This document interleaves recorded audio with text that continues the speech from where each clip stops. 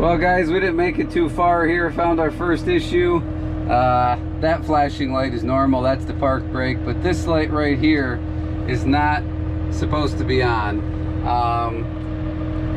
That is a hydraulic oil filter light saying that the hydraulic oil filter is plugged or partially blocked. The filter only has probably 2 engine hours on it, so either there's a major problem or we have a sensor going bad. Well, if there's such a thing as me having a lucky day, I guess I'm having one. I did have an oil filter. Here's the number, hydraulic oil filter. I believe these are all the same across the Maxxum series, the 5000 series Maxxums are all the same. So this is actually for my 5140s, if you can see that there. But I double called and double checked, and the number is the same as what would go on this tractor. So I'm going to change this out, and then we'll fire it up and see if the light has gone out or not. All right, filter's changed. Sorry about that. As you can see, the light is out. It was right over there. Not exactly the great news I was hoping for, because if the light stayed on, that meant that there was no problem with the filter and it was an electrical problem, maybe the sensor or whatever. So I'm not real thrilled about this, but all we can do now is run it and see if it happens again. All right, the light's back on. Yeah, tractor's probably been running a total of about 25 minutes, not plowing the whole time. I can't believe that the filter would have plugged up like that. I mean, if it is, it's got to be tiny particles, because I didn't see anything coming out. Really, when I dumped the filter out, there was no big chunks of anything or whatever. So I guess for now I'm just going to park the tractor until I can investigate a little more. Right now we're currently running with the sensor unplugged, and that seems to, I don't want to say fix the problem, but so far we're not getting any warning lights whatsoever. I've been working the tractor for probably 15-20 minutes so far, and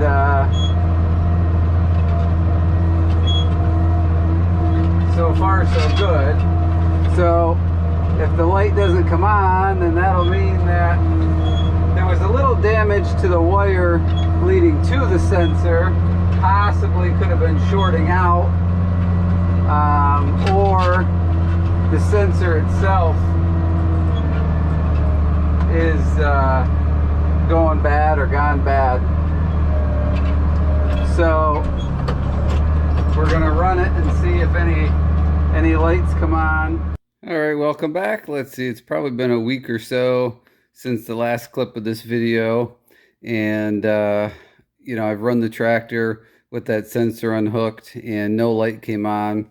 So I ordered a new sensor, which I have here. We're gonna have to drop this battery box and everything again. Here is the sensor, and then here is part of spool assembly for the hydraulic rear remote that was leaking. Just got a new one of those to put on there. So that should take care of the leak. The new sensor should take care of the light. And the air conditioning wasn't working, so I got some refrigerant stuff to put in. And we'll see if we can get it working, number one. And then number two, if it does start working again, we got to check, see if there's any obvious leaks. So I got 3 things here to fix 3 small problems on this 5250. So I'm not going to go into great detail about dropping the box and doing all this stuff, but I'll show you where the sensor goes and whatnot after, when I get all this apart. All right, there is the old sensor out, and you can see the end of the new sensor there. So now the next thing I'm going to do, this is the wire. I had taped it up so it didn't make contact with anything. I'm going to untape this, and there's a little bit of coating rubbed off on it, so I'm going to fix up this wire and then get it connected back to that sensor. All right, we just finished disking that field for the second time. As you can see there, it was that light right there that was on for the hydraulic oil filter thing problem, whatever it was. And that is not on. I worked the tractor now quite a bit, disking this field, and I did the small vegetable patch area, and no light. So it was either the wire, the last little bit of the wire running to the sensor, or the sensor itself, I don't know. Because it was kind of a pain to get to, dropping the battery box to get to the sensor, I did have the option. I could have fixed the wire and hooked it back up and seen if the problem came back, and maybe it would have solved the problem without buying the sensor, but the sensor was like 50 or 60 bucks. So I just decided to fix both at the same time and hopefully be done with it. So I am not sure if it was the wire or the sensor itself, but I changed both, as you saw previously, and that's done, good to go. Air conditioning has been working. I'm pretty sure it's going to stop at some point though, because you know, it was out of refrigerant, and I'm sure it's got a leak somewhere. I checked all the obvious lines under the hood, didn't see anything obvious. So it may be, I think there's a condenser or something up in the ceiling or above the ceiling. You take the roof off, maybe something's leaking up there. So so let's go check too. We had one last thing, I think, to fix back here, and that was to see, yep, good and dry. I don't know if you can see back in there, but if you see black, silver, I changed the bottom one. It was leaking out the end. Everything's good and dry here, no oil leaking anywhere. So that problem's fixed too. So we got the leak fixed, we got the hydraulic oil filter problem fixed. The air conditioning is at least working for now until I can track that down. Disc did good. I did make some repairs to that in disking video. We had a loose disc over here. That's pretty tight now. I got the grease fitting to take grease. That wasn't. I put a jack on it because I got so sick of that.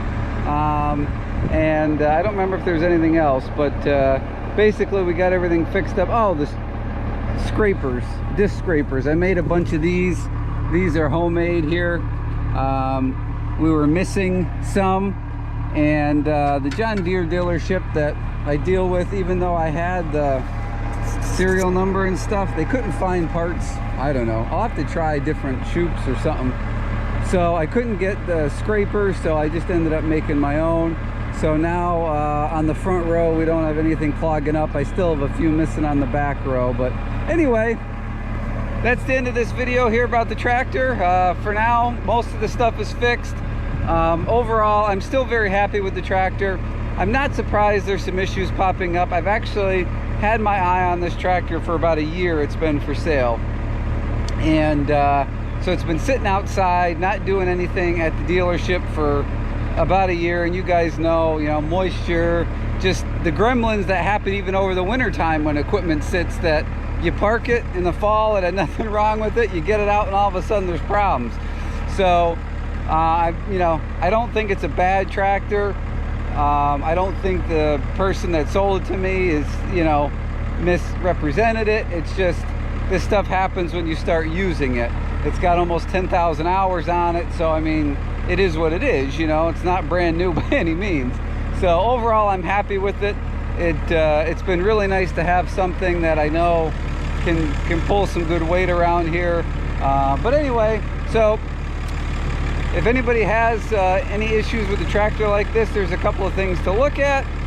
Thanks for watching, everybody. Please hit the subscribe and the thumbs up for me, and the bell icon on your way out the door.